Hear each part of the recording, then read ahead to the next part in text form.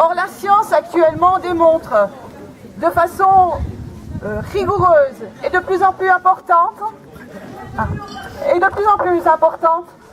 que l'animal est doté de sensibilité, de conscience, et que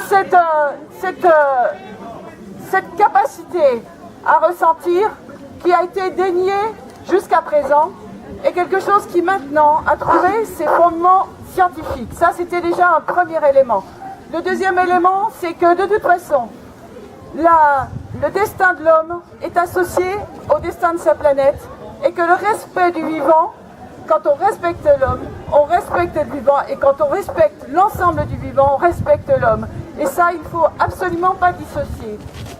Vous constatez que je représente un parti qui a toujours été fortement engagé dans cette politique et dans cette idéologie, puisque actuellement, dans nos programmes, nous avons inscrit, comme d'autres, et comme ça se fait dans d'autres pays, comme ça vient d'être dit, qu'il y a un droit de l'animal, c'est-à-dire que l'animal ne soit plus considéré comme un objet, comme un mobilier, mais bien comme un être vivant.